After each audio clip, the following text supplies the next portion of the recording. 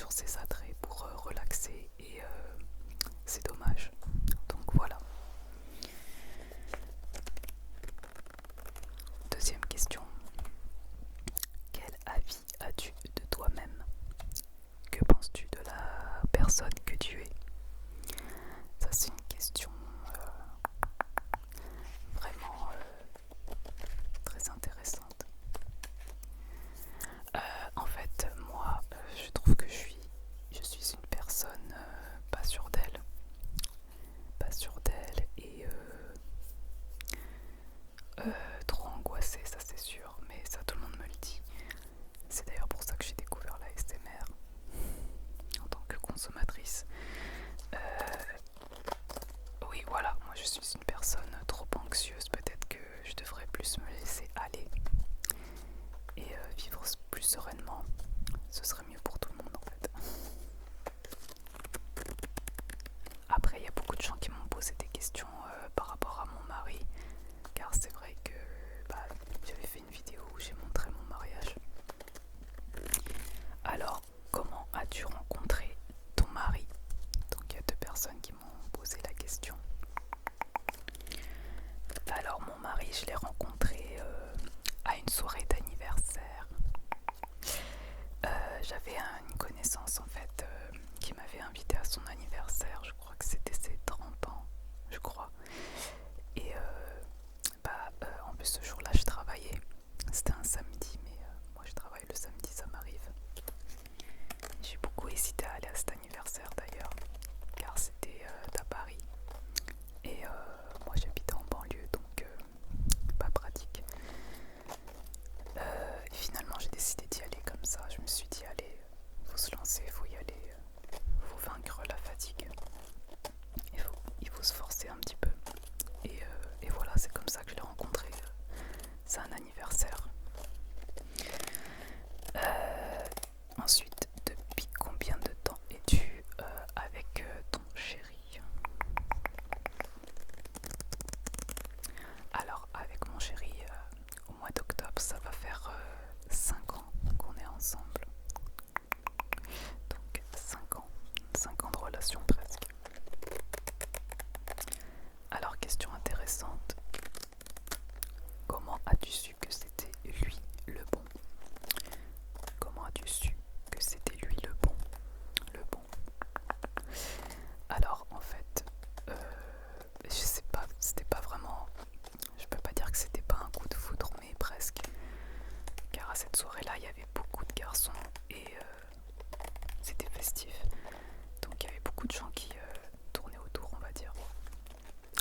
Mais lui, en fait, il m'a pas fait de rentre dedans, contrairement aux autres. Et c'est ça que j'ai apprécié. C'était quelqu'un de très respectueux. Enfin, c'est toujours quelqu'un de très très respectueux et très très sociable. C'est-à-dire qu'on a eu la conversation facile. On a sympathisé très facilement. Il s'est montré vraiment intéressant. Voilà, il a été correct avec moi et contrairement aux autres, voilà, il a su bien converser avec moi. Et c'est le seul qui s'est proposé à me ramener en voiture chez moi aussi. Donc bon, c'est pas pour ça que je suis avec lui, hein. Mais déjà ce jour-là, la première fois que je l'ai vu, j'ai vu que c'était quelqu'un de bien, de très bien même. Et c'est comme ça que j'ai su que c'était le bon, quoi. Et je me suis pas trompée. Ensuite, toujours dans la même catégorie, prévois-tu avec ton mari d'avoir des enfants? Eh bien oui, nous prévoyons d'avoir des enfants. C'est d'ailleurs pour ça qu'on s'est mariés. Parce que moi j'ai été éduquée comme ça. Bon, après on est en 2020, on n'est pas tous obligés d'attendre le mariage pour faire des enfants. Et ça je le comprends tout à fait. Mais moi j'ai voulu attendre. Donc c'était le but, le mariage. Donc on a mis beaucoup de temps malheureusement car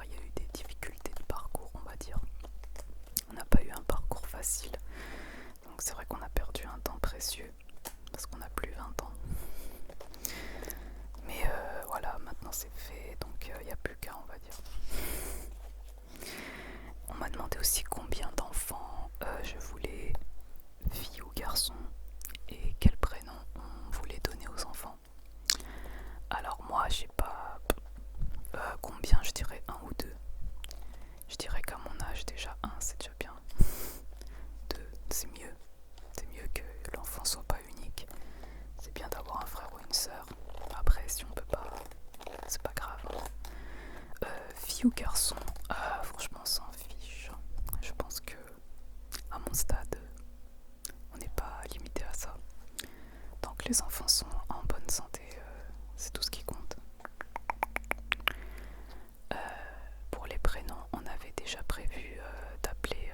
Alors si c'est un garçon, ce serait Nivan, N-I-V-A-N. N-I-V-A-N. Nivan, qui est le deuxième prénom de mon mari, qui est un prénom laotien. Et si c'est une fille, on l'appellerait Alissa. Alissa, comme l'actrice Alyssa Milano, pour ceux qui connaissent de la série Charmed. Charmed. Je trouve que c'est un très joli prénom et tous les deux on aime bien. Donc voilà, après on va voir ce qu'on nous donne. Ça dépendra pas de nous malheureusement. Donc ensuite, oui, alors là je vais passer. Alors quel âge as-tu? Quel âge as-tu? Alors j'ai 34 ans déjà. 34 ans. Donc ça se voit pas à ma tête, mais voilà, j'ai passé la trentaine depuis déjà quelques années. C'est pour ça que je vous dis que pour les enfants, malheureusement, on va pas être exigeant. Déjà, si j'arrive à en avoir un, c'est déjà super, quoi, à mon âge. Voilà, j'ai déjà 34 ans, ça passe super vite. Franchement, quand on a des projets, faut vraiment pas se mettre de barrière, faut foncer parce que le temps passe très très très très vite. Et c'est vrai que j'ai fait de longues études aussi, donc c'est vrai que j'ai perdu beaucoup de temps pendant mes études à faire des études. Enfin, c'est pas vraiment une perte de temps, mais vous voyez ce que je veux dire. Du coup, j'ai commencé ma vie plus tard que les autres, dans la moyenne, on va dire. Ta pire honte. Quelle est ta pire honte? Alors ça, c'est pas une question facile parce que ma pire honte, je sais pas trop. J'ai pas vraiment de honte. Peut-être c'est par exemple quand j'étais jeune, comme j'ai le vertige, j'arrivais pas à faire les mêmes activités sportives que mes camarades. J'étais souvent mis en retrait au sport, pas qu'à cause du vertige, mais parce que voilà, physiquement j'étais pas très sportive. Et c'était ça ma pire honte, c'est d'être toujours relayée parmi les derniers. On me mettait toujours de côté avec les plus nuls de la classe en sport. Et ça, j'appréciais pas du tout. Et je comprenais pas pourquoi les profs de PS, de sport, d'activité physique, mettaient toujours les élèves en difficulté ensemble au lieu, et ils ne s'occupaient que des meilleurs en fait. Et ça, je comprenais pas.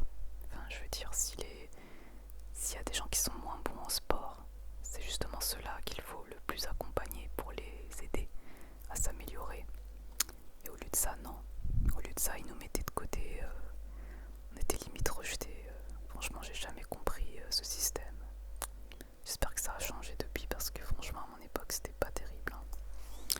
Je dirais que ça m'a donné un peu de honte. Parce que voilà, dans toutes les autres matières, j'étais super forte. Il n'y avait que le sport où j'y arrivais pas. Ensuite, as-tu déjà subi une agression? Bonne question. Agression physique, je m'en souviens pas. Sinon je m'en souviendrai, je pense. Par contre, on a déjà essayé de me voler mon téléphone une fois à Paris. C'était pendant ma pause déjeuner quand je travaillais à Paris au tout début de ma carrière. Mais le gars il a pas réussi parce que je tenais mon téléphone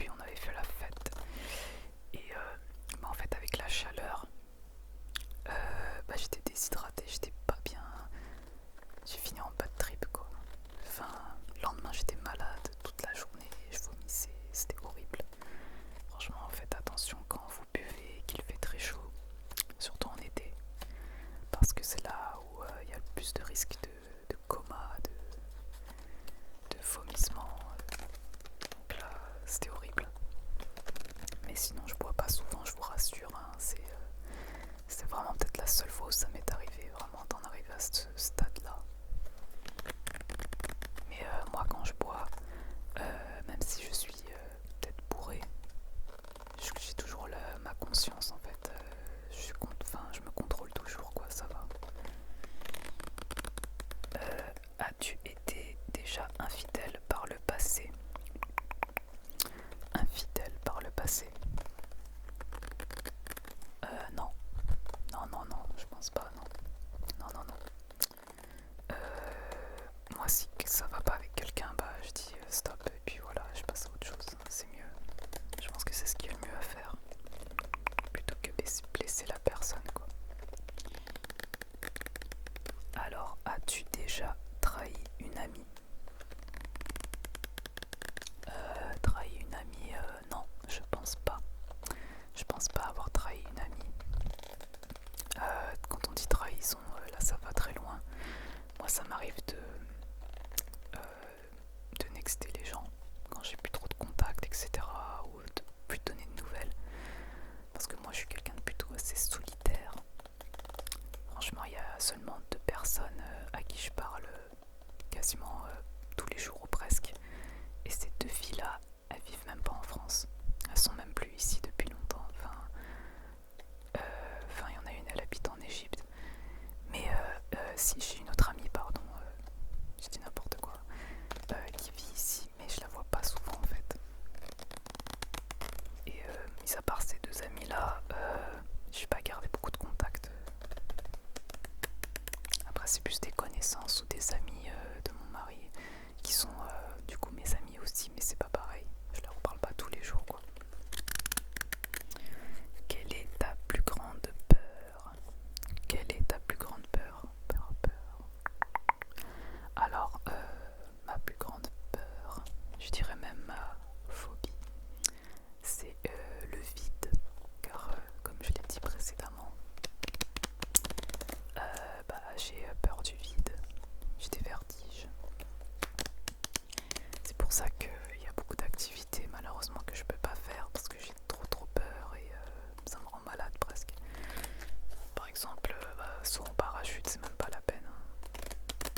Je ferais une crise cardiaque avant de sauter, donc ça sert à rien. Ensuite, quels sont les tabous que tu n'aimes pas aborder? Les tabous que tu n'aimes pas aborder. Bah, tout ce qui a trait, je dirais tout ce qui est coquin, on va dire coquin, voilà. Tout ce qui est trop intime, vous voyez ce que je veux dire, sexuel, voilà. Ça j'en parle pas trop parce que d'ailleurs j'ai eu des questions et je vais pas y répondre parce que c'est mon choix et parce que c'est mon éducation, c'est comme ça.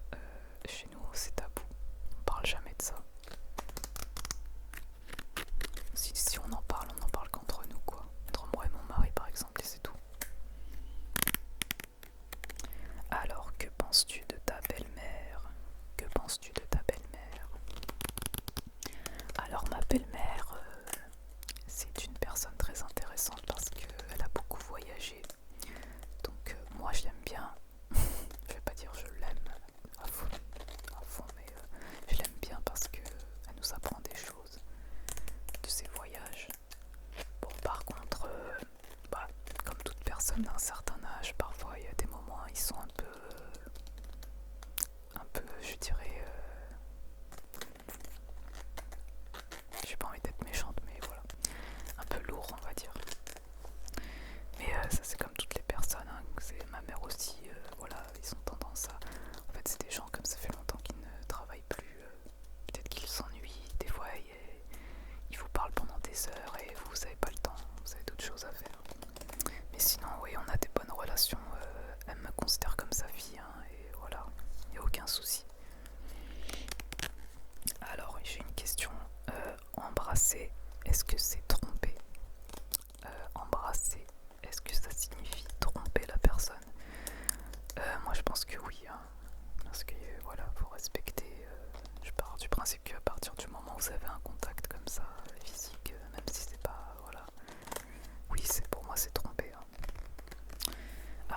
question un peu marrante. Arrives-tu à faire la grosse commission au travail? Arrives-tu à faire la grosse commission au travail? Ça c'est marrant comme question. Bah écoutez, sachant que moi je travaille, quand je travaille, c'est des grosses journées. Je travaille en moyenne 10 heures par jour. Je sais pas si vous imaginez. Le précédent travail où j'étais, je restais de 9 heures à 20 heures sur place. Donc quand j'ai des besoins, malheureusement je pouvais pas rentrer chez moi. J'avais pas le temps parce que j'avais qu'une heure de pause. Bah malheureusement oui, ça m'est déjà arrivé, même si c'est pas terrible, mais ouais ça arrive. On le faisait tous hein, je pense. Il y avait de quoi, ouais, il y avait même un spray désodorisant quoi, parce que voilà on n'avait pas le choix. On est des êtres humains et puis comme on fait des grosses journées, ouais malheureusement ça arrive. En tout cas, je préfère éviter de le faire au travail, c'est vrai, parce que c'est gênant et puis ça fait des nuisances pour les autres. Et mais quand on n'a pas le choix. Alors, quelle est la pire grossièreté que tu dis souvent? Alors moi, bah le mot qui commence par P et qui termine par 1. P1. Voilà, je pense que vous avez compris. Quelle star adorais-tu ado? Quelle star adorais-tu étant adolescente? Bah, ma génération c'était les Spice Girls. C'était la génération Girls Band, Boys Band, donc moi c'était les Spice Girls. J'adorais ça. Moi et ma petite sœur on collectionnait les images. On avait même les chaussures là, horribles, avec des semelles comme ça là. Trop moche, franchement. Mais à l'époque c'était à la mode. Donc voilà, et c'est bizarre parce que maintenant les goûts ils ont changé. Hein. Maintenant j'ai la trentaine et je redécouvre des stars de l'époque que à l'époque j'étais trop petite pour écouter ça en fait. Par exemple c'était les années 90, fin 90 et à l'époque c'était le summum du hip-hop, du rap américain. Et en fait j'entendais à la radio, je me rappelais quand même de certaines chansons, mais j'étais trop petite pour apprécier et puis je comprenais pas trop l'anglais. Et là je suis en train de les redécouvrir à 30 ans passés quoi, c'est trop marrant. Et je me suis dit je me dis tout le temps mais purée j'ai raté quelque chose quoi. Moi j'écoutais les Spice Girls, je savais pas apprécier la bonne musique. Enfin bref. Alors, la dernière question. Est-ce que ton travail représente ce que tu as toujours voulu faire? Est-ce que ton travail représente ce que tu as toujours voulu faire? Ça c'est une question très intéressante je trouve. J'aime bien ce genre de questions qui nous remet en question.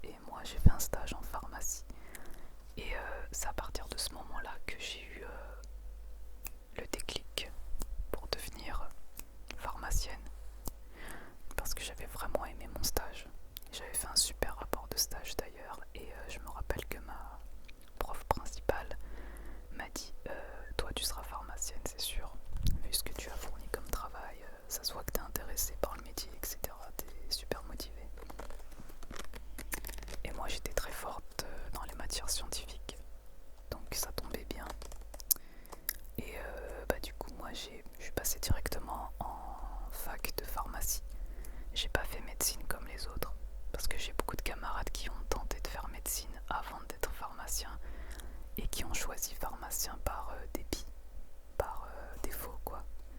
Alors que moi non, moi j'ai même pas essayé médecine, hein. Médecine ça m'intéressait pas.